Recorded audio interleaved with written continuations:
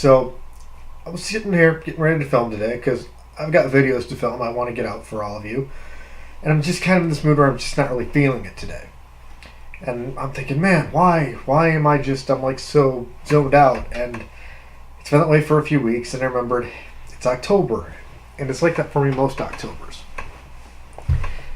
So I usually try to go out of my way in the month of October to, help my friends out, try and be more outgoing, more friendly, more funny, more of everything. But I'm always feeling agitated. I'm always feeling stressed out, and I get downright mean to the people around me because of an incident that affected me years ago. So let me back this up. So from 2003 to 2008, I served in the United States military. I was a religious program specialist. We're the guys who we have like a twofold job. We would go out with the Marines and act as a bodyguard for the chaplains. And we were also the guys at the chapel doing like the clerical duties there. So my first assignment, I'm with the 3rd Marines out of Camp Kinzer.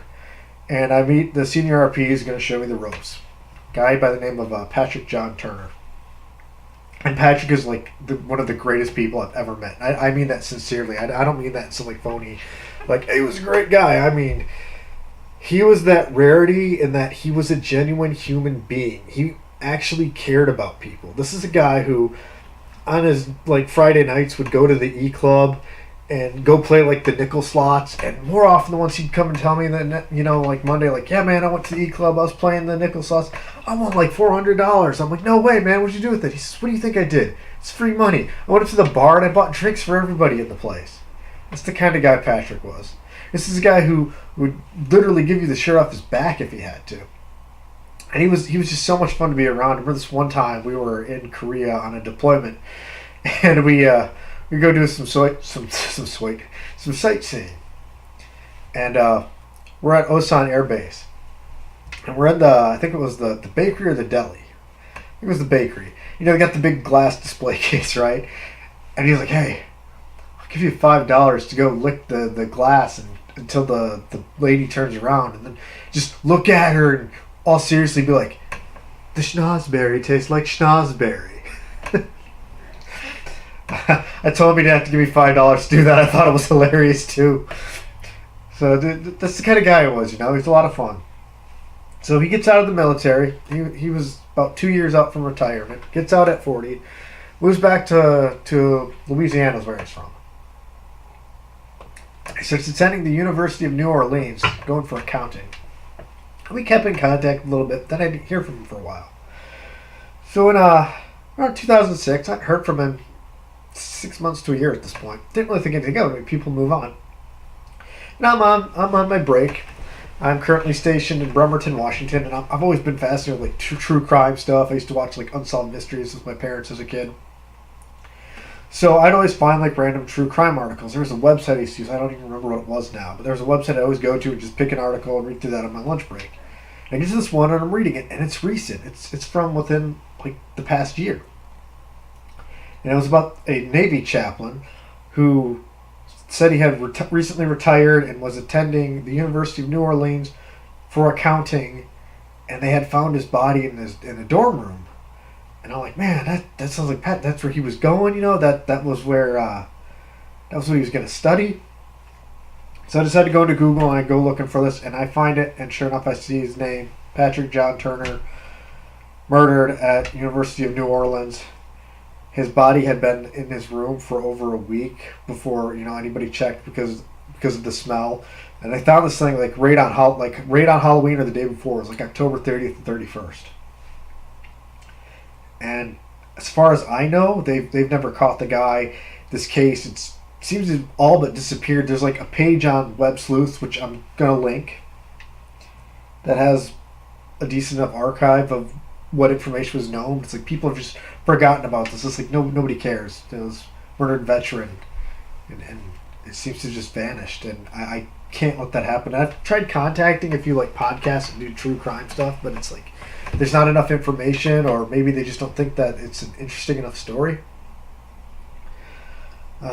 So that's part of why I always get bummed out around Halloween. And for years, I would just let it get to me. Then I remembered another incident that happened in Okinawa. So me and my buddy Luca, who's a Marine, we're best friends. We still talk to this day. We were both big into martial arts, and there was a night, it was late October. We go to Naha Beach. We're like, let's go to the beach today. Let's spar on the beach, like right in the surf, right? So we're doing that, and there's a bunch of kids out there. I don't know, maybe middle school, maybe high school. I think middle school. So, excuse me for a second. Yes, it's Javalia Caramel Macchiato. So these kids are watching us spar, and they get talking to us. They're just like fascinated, and I think it's so cool. You know, we got a Marine and a sailor, and we're out there doing martial arts stuff, and they're just fascinated. And one of them's like, "Hey, next week's Halloween," and we're like, "Yeah, next week's Halloween." They're like, "If you meet us here again at this time, could you bring us candy?" So like, "Yeah, we'll do that. That'd be cool."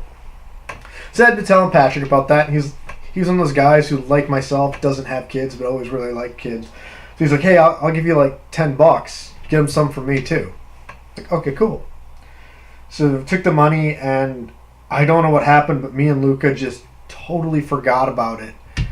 And it was like probably 2 a.m, like that Saturday, like, you know, November 1st or whatever it was. We're having breakfast at this little spot we found that actually made this really good American breakfast, but like we're the only 2 Americans who knew about it. And he's like, "Hey, weren't we supposed to buy candy for those kids to meet up at the beach tonight at like 7?" I'm like, "Oh man, we were." And Patrick gave me some money to throw in on that too. He's like, "What do we do?" I'm like, "Oh, I don't want to tell him that we didn't do it, you know?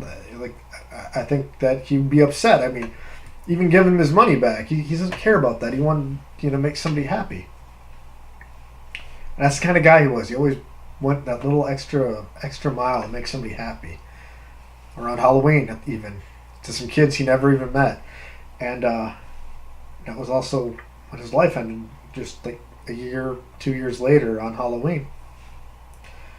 And it occurred to me that I needed to start stepping it up, and if I really wanted to memorialize my friend, I had to go all out on Halloween. So, past couple of years living with my father, I would try and go more all out for Halloween, get stuff out and pass out candy. And then spent 2 years in an apartment complex where I could do that. And then last year, I'm in a house now again, and I went out and bought a bunch of candy, and I took my nice big chair here, set it outside. I put on this robe I had and this mask, and I actually just held the bowl of candy. I was just sitting here like this, just completely motionless, waiting for the kids to come up so I could scare them, you know. I had like 4 kids walk by. Like, nobody in this neighborhood was doing it. So this year it was kind of like, what am I going to do? And I got back into that depressive state that I'd been in the past.